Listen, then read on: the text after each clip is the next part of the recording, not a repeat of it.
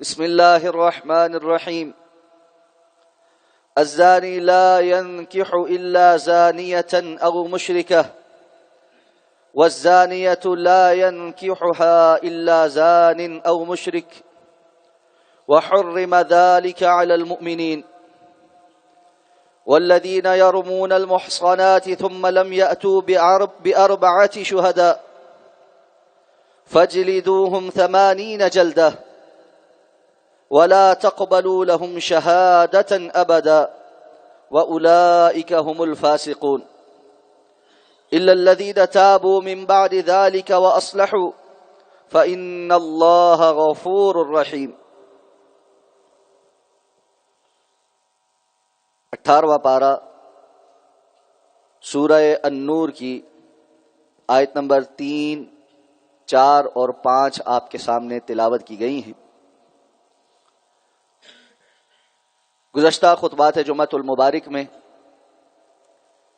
اس سورہ مبارکہ کے سیاق و سباق کے حوالے سے، شان نزول کے حوالے سے اور ابتدائی آیات سے متعلق ان کے معانی اور تفصیلاً ذکر ہو چکے ہیں.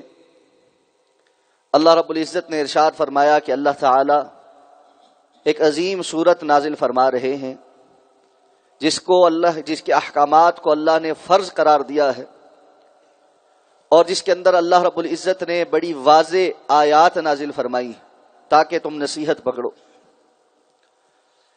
ابتداءً فرمایا کہ بدکار عورت اور بدکار مرد کو 100 کوڑے لگاؤ اور یہ شرعی حد ان کے اوپر قائم کرتے ہوئے کسی قسم کی نرمی کا رویہ نہ اختیار کرو، اور یہ بات بھی جان لو کہ اللہ کی حدود کو قائم کرنے والے وہی ہیں جو اللہ پر اور آخرت پر ایمان رکھتے. اور فرمایا یہ سزا بھی مومنین کے سامنے، ایک مجمع کے سامنے دی جائے تاکہ یہ عبرت کا سامان ہو. اسی کی ضمن میں ہم نے بدکار مرد اور خواتین کی 2 وہ اقسام جانی تھیں جن کو شریعت نے ڈیفائن کیا ہے. ایک وہ جو غیر شادی شدہ ہیں، ان کے لیے 100 کوڑوں کی اور 1 سال کی جلا وطنی کی سزا ہے، اور دوسرے وہ کہ جو شادی شدہ ہیں اور ان کے لیے 100 کوڑوں کی اور رجم کی سزا ہے. اور رسول اللہ صلی اللہ علیہ وسلم کی متعدد احادیث جس میں آپ صلی اللہ علیہ وسلم کی طرف سے شادی شدہ بدکار مرد اور عورت کو رجم کرنا ثابت ہے، ان کا تذکرہ بھی ہوا. اور حضرت عمر فاروق رضی اللہ تعالی عنہ کے اس خطبہ کا تذکرہ بھی ہوا تھا جس میں انہوں نے فرمایا تھا کہ رجم کی آیت ہم نے پڑھی تھی، سیکھی تھی اور اس پر عمل کیا. وہ حکماً موجود ہے، قراءتاً منسوخ ہے، اور اس وجہ سے مجھے یہ ڈر ہے کہ کہیں وقت گزرنے پر آنے والے ایام میں رجم کی سزا کا انکار اس بات پر کوئی نہ کرے کہ ہم اس کا حکم اللہ کی کتاب میں نہیں پاتے، اور نتیجتاً وہ خود بھی گمراہ ہوں اور اللہ کے حکم سے دوسروں کو دور کرنے پر دوسروں کو بھی گمراہ کرنے والے ہوں. اب فرمایا الزانی لا ينکح الا زانیۃ او مشرکہ. زانی مرد نکاح نہ کرے سوائے زانیہ عورت سے یا مشرکہ عورت سے. والزانیۃ لا ينکحها الا زان او مشرک. اور زانیہ عورت سے نکاح نہ کرے سوائے زانی مرد یا مشرک مرد. وحرم ذلك على المؤمنین. اور اس کو حرام کر دیا گیا ہے مومنین پر.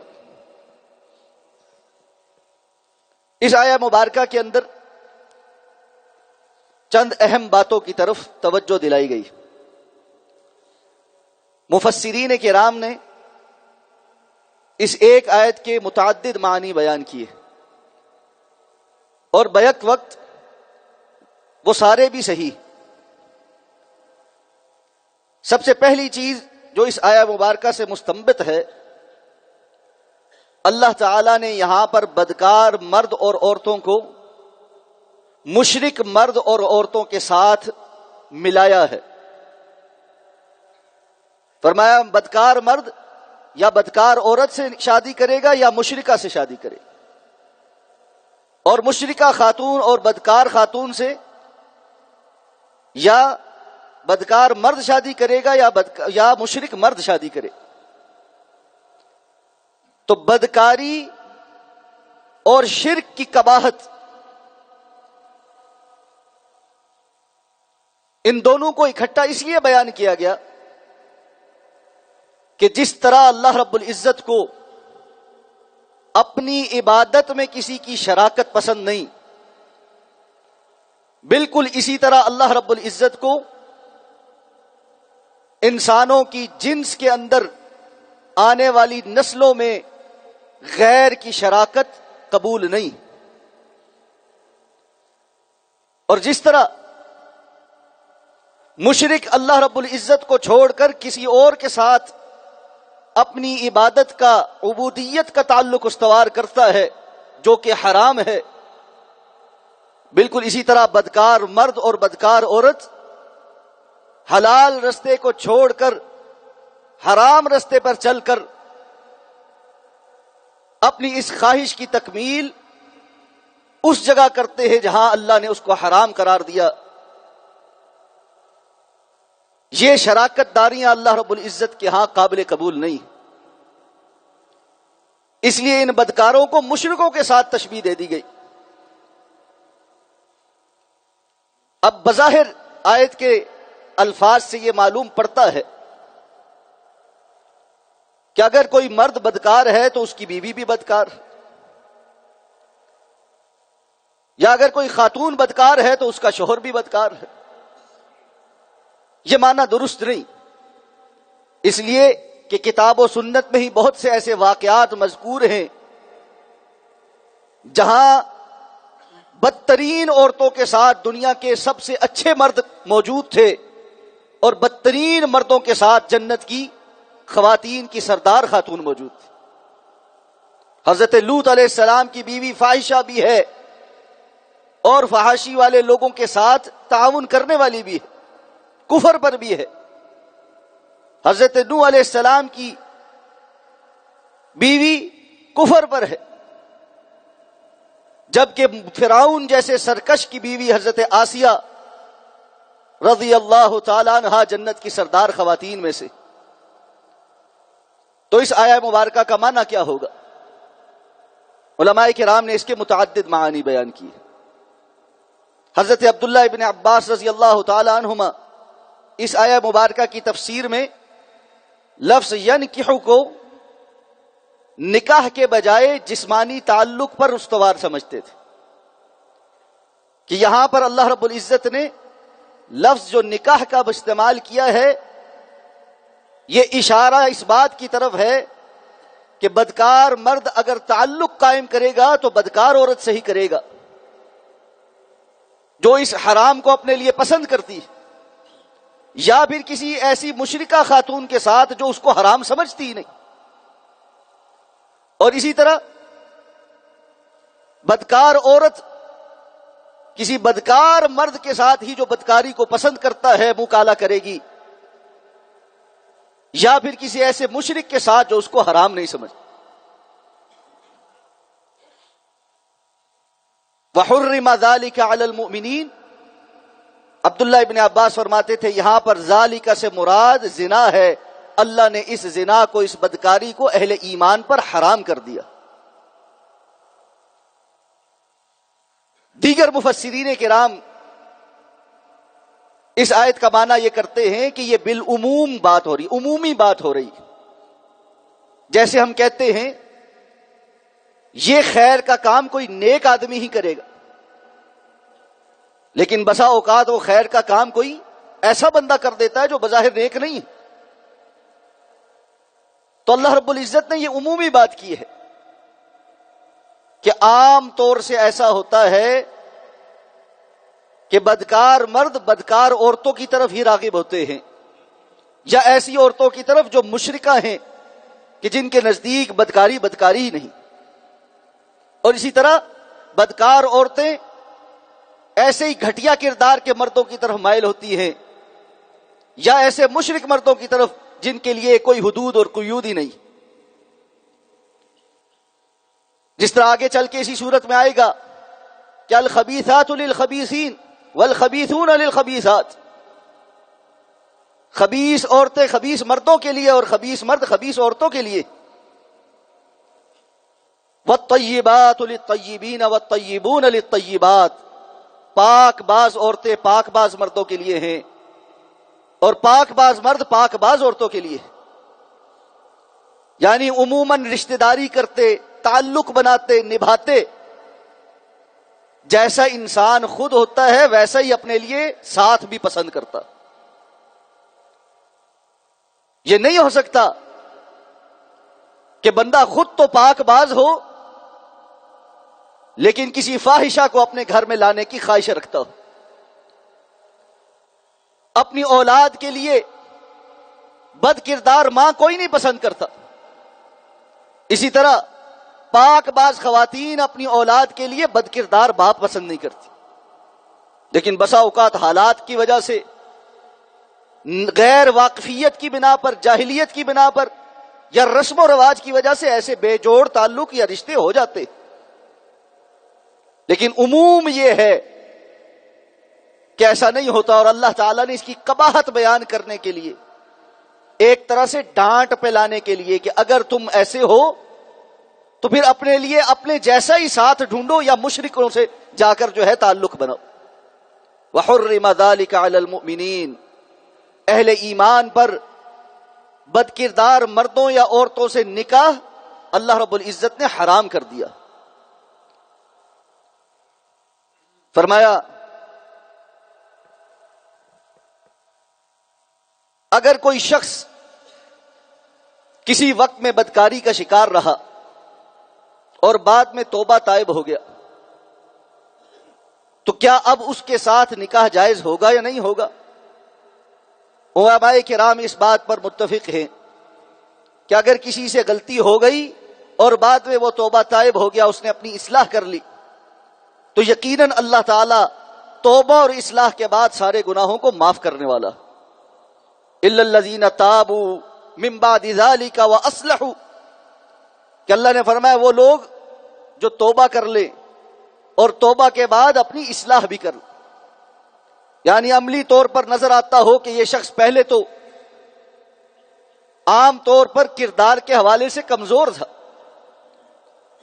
لیکن بعد میں اللہ نے ہدایت عطا فرما دی، اب خیر کے کاموں میں آگے آگے ہوتا ہے، تو اس کی سابقہ زندگی کے اوپر پھر سوال نہیں اٹھایا جائے.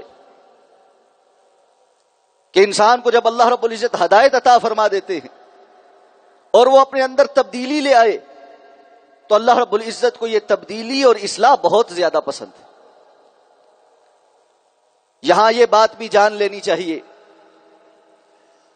اگر کوئی شخص کسی گناہ سے توبہ کر کے استغفار کر کے اپنی اصلاح کر لے، کسی موقع پر اس شخص کو اس کا پرانا گناہ یاد دلا کر عار دلانا یہ سنگین گناہ. ہر انسان کمزور ہے، بسا اوقات ارد گرد موجود لوگوں کو انسان کی اس کمزوری کا پتہ ہوتا. اللہ نے بعد میں اس شخص کو ہدایت دے دی.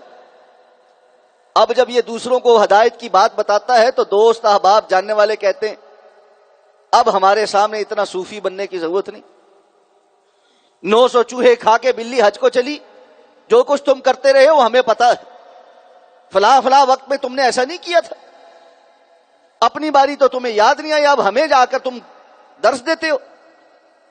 یہ عار دلانا سنگین گناہ ہے. اس کی سزا کیا ملتی ہے؟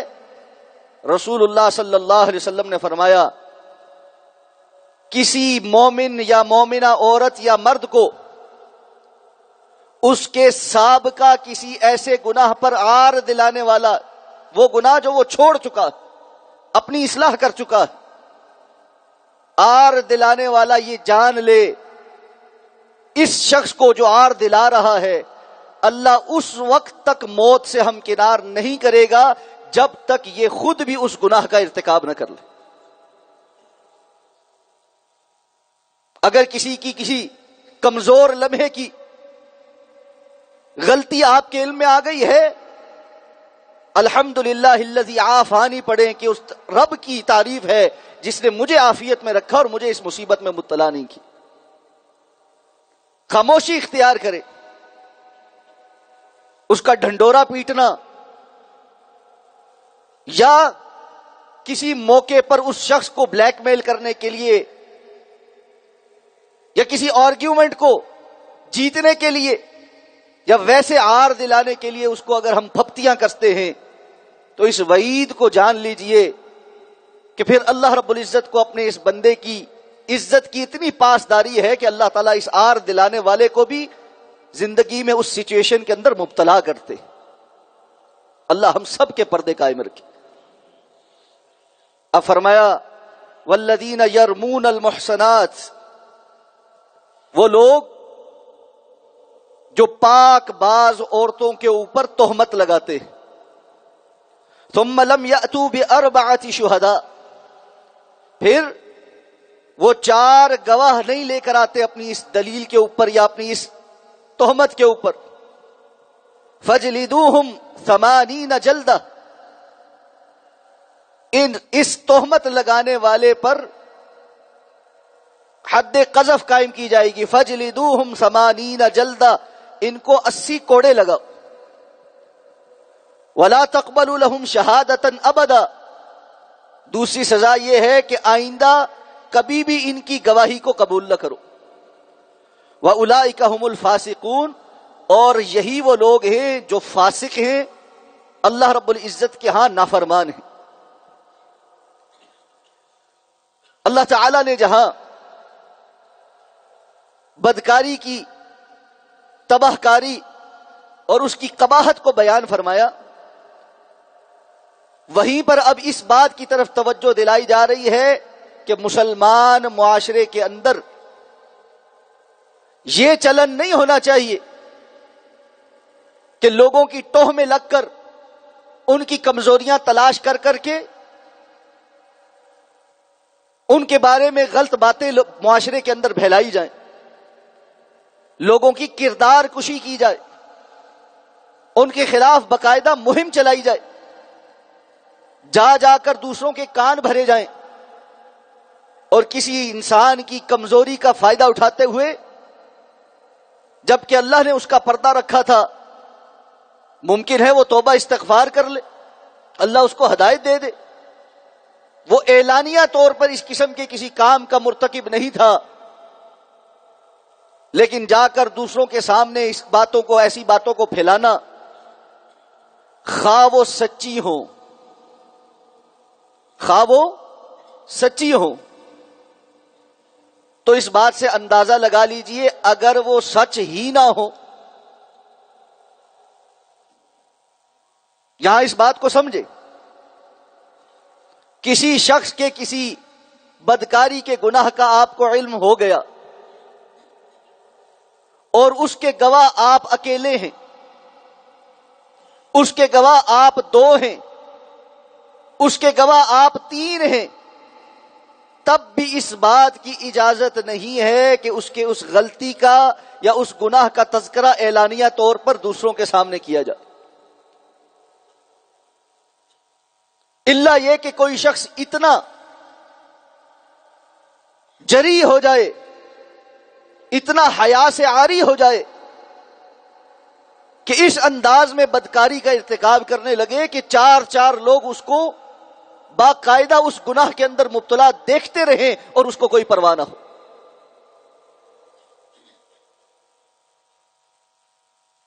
ایسا شخص کو اللہ رب العزت کے ہاں مجرم ہے، لیکن اس سے ہٹ کر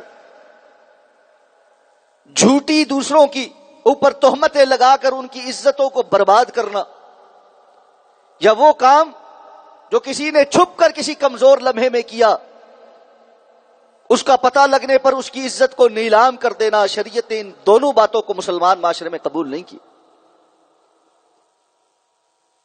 اللہ تعالیٰ فرماتے ہیں پاک باز مسلمان عورتوں پر تہمت لگانے والا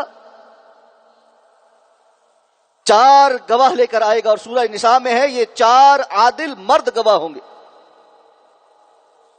جو صراحتاً اس بات کو بیان کریں گے کہ ہم نے اس شخص کو پوری صراحت کے ساتھ یہ گناہ کرتے ہوئے دیکھا،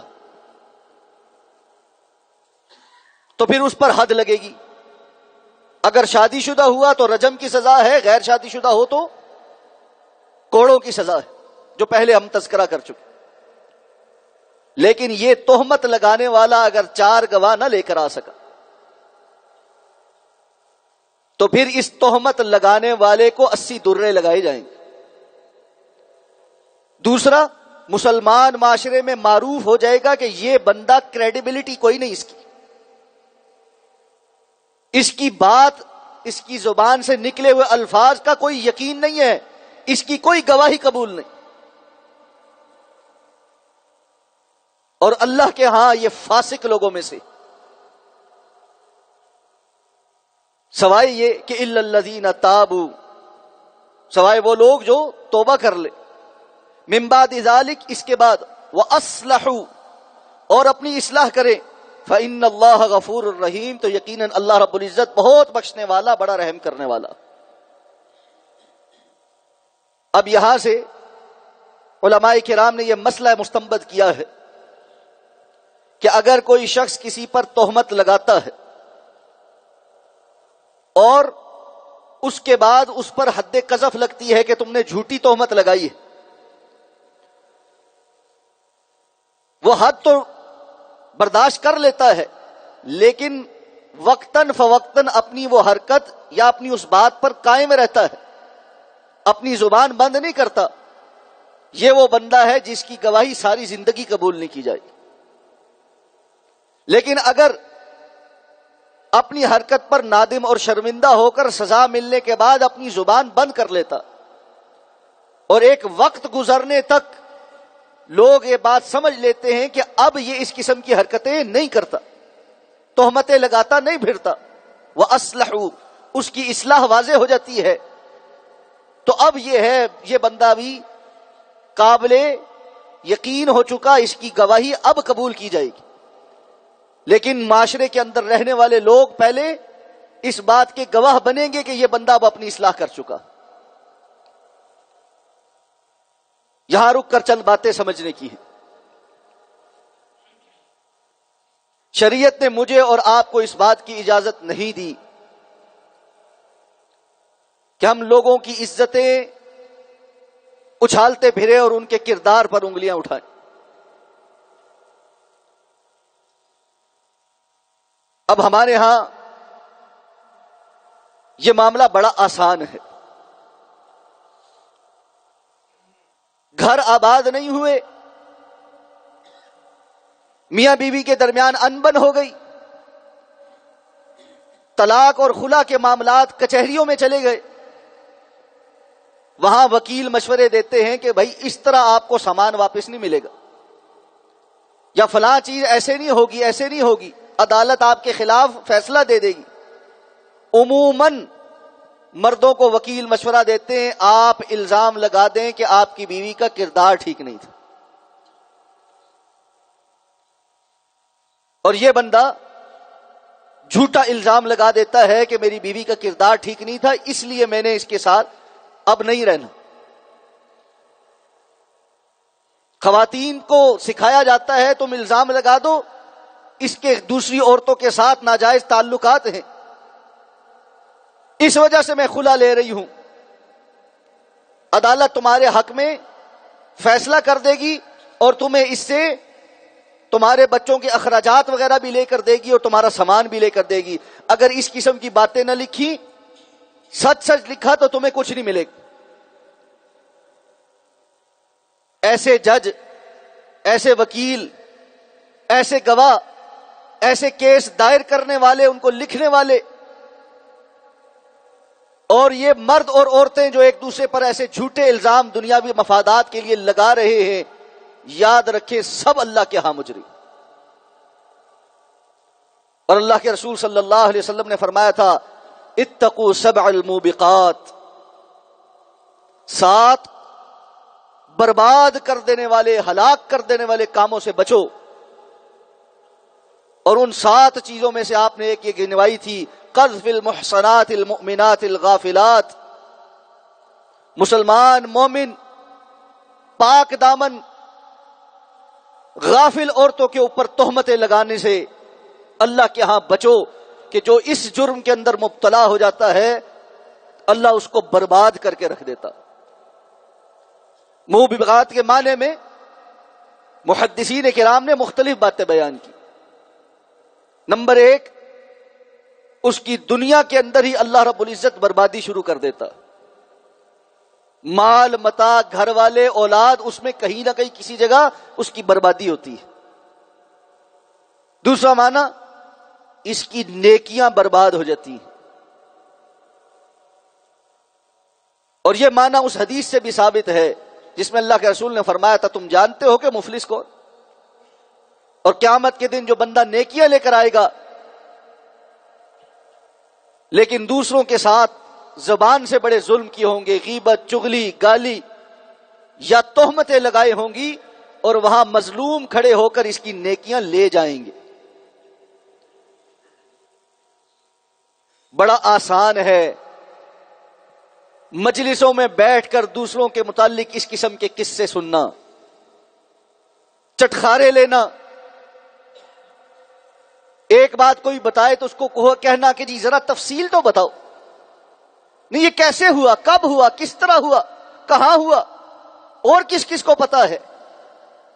ساری لمبی چوڑی بات کرنے کے بعد آدھے گھنٹے کی نشست جس کے اندر تہمتیں بھی ہیں، غیبتیں بھی ہیں، چغلیاں بھی ہیں، حسد بھی ہے، بغض بھی ہے، آخر میں ہاتھ جھاڑتے ہوئے کہتے چلو جی ہمیں کیا لگے، ہم کیوں اپنی زبان گندی کریں. یہ جو اتنی دیر سے کر رہے تھے یہ کیا تھا؟ یہ آخر میں دامن جھاڑنے سے کام نہیں چلے. کتنے مرد اور عورتیں اس مرض کے اندر مبتلا ہیں، آپ کے پاس آ کر دوسروں کی بدخوئیاں کریں گے، آپ ان کو روکیں کہ میں یہ نہیں سننا چاہتا، اور 2 منٹ بات تو سنیں نا. ہمارا مقصد غیبت کرنا تھوڑی. میں نے سمجھایا کہ بھائی جو آپ کر رہے ہیں اسی کو غیبت کہتے. اور نہیں میرا تو جو مقصد یہ اصلاح ہو جائے. میں نے کہا میرے پاس آ کر کون سی اصلاح ہونی؟ جس کی آپ بات کر رہے ہیں نہ میں اس کا باپ ہوں، نہ بھائی ہوں، نہ بیٹا ہوں، نہ میری اس کے اوپر کوئی زور زبردستی ہے، نہ میں اس کی اصلاح کرنے کا اہل ہوں، نہ مجھے شریعت کوئی حق دیتی ہے کہ میں اس کی اصلاح کروں. نہیں حضرت صاحب 2 منٹ بات تو سن. کیوں سن لیں؟ یہ آپ نے کیسے فیصلہ کیا کہ میں غیبت نہیں کر رہا، میں تہمت نہیں لگا رہا، میں غیبت نہیں کر رہی، میں تہمت نہیں لگا رہی؟ سنی سنائی بات کسی نے آ کر آپ کے کان میں ڈالی. اور حقیقت یہ ہے اگر ہم یہ فیصلہ کر لیں کہ جب کوئی شخص یا عورت ہمارے پاس آ کر ہمارے کان میں اس قسم کی کوئی بات انڈیلے، اس نے ہمارے کان کے اندر کوڑا انڈیلا. جس طرح ہمیں اپنے کان کے اندر کچرا انڈیلنے پر کسی پر غصہ آئے، غیبت اور چغلی جو ہمارے سامنے بیان کرے اس پر بھی اتنا ہی غصہ آئے، تو یقین مانے یہ غیبتیں، چغلیاں اور لوگوں کی اچھلتی ہوئی عزتیں یہ رک جائیں. لیکن ہم تو اس کچرے کے اندر اپنے ہاتھ لتھڑتے ہیں، ہم پورا اس گند کے اندر اتر جاتے ہیں، سر تک ہم اس کے اندر ڈبکیاں لگاتے ہیں، اور اس غلاظت کو اپنے اوپر مل کے اس گند سے باہر آ کر جھاڑ کر کہتے ہیں اچھا تو ہم تو اس پہ گند میں ہاتھ نہیں ڈالنا چاہتے. توبہ توبہ استغفر اللہ. ہمیں کیا لگے جی، ساری باتیں کرنے کے بعد ہمیں کیا لگے؟ یہ ایسے گناہ ہیں جو انسان کو برباد کر کے رکھ دیتے ہیں، برباد کر کے رکھ دیتے ہیں، برباد کر کے رکھ دیتے. آگے چل کے اللہ رب العزت واقعہ افک کے بعد یہ بات کہیں گے کہ تمہیں کیا ہو گیا تھا کہ تم ایک بات جو تمہارے کانوں میں ڈالی گئی اس کو اپنی زبانوں پر لا لا کر آگے سنائے جا رہے تھے؟ تم نے اچھا گمان کیوں نہیں رکھا؟ تمہارے دلوں نے یہ گواہی کیوں نہیں دی کہ سبحانک ھذا بہتان عظیم، استغفر اللہ، اللہ پاک ہے یہ تو کوئی بہتان عظیم لگا رہا. ہمارے ارد گرد موجود لوگ ہماری زبان سے اپنے متعلق خیر ساری زندگی نہیں سنتے. ہم کسی کے بارے میں خیر کی بات صرف اس وقت کرتے ہیں جب وہ جنازے کی چارپائی پہ پڑا ہوتا. مردہ پرست قوم ہے. بڑا اچھا بندہ تھا جی، ہاں جی بڑے اچھے سے جی، اچھا اس کی اچھائیاں ڈھونڈ ڈھونڈ کے بیان کریں گے اس ٹائم. چلو اللہ کے رسول نے منع فرمایا کہ اپنے فوت شدہ لوگوں کی برائیاں نہ بیان کرو، اس پر تو عمل ہو ہی رہا ہے. لیکن کیا یہ ضروری ہے کہ کسی بھی انسان کے اندر سے خیر ہمیں صرف اس وقت نظر آئے جب وہ جنازے کی چارپائی پہ ہو؟ زندگی میں ہمیں کبھی کسی کی خیر نظر نہ آئے. جس کے متعلق بات کر کے دیکھ لیں. حقیقت یہ ہے اب تو ایسی صورتحال ہو گئی ہے کسی کی تعریف کسی مجلس میں کرنے کو جی نہیں چاہتا، اس لیے کہ اگر تعریف سے بات شروع ہو تھوڑی دیر کے بعد ہی کوئی بندہ کہتا ہاں جی بات تو آپ کی ٹھیک ہے لیکن، اور اس لیکن کے بعد ایک ایسا سیلاب آتا ہے جو ہر کسی کو بہا کر لے جاتا.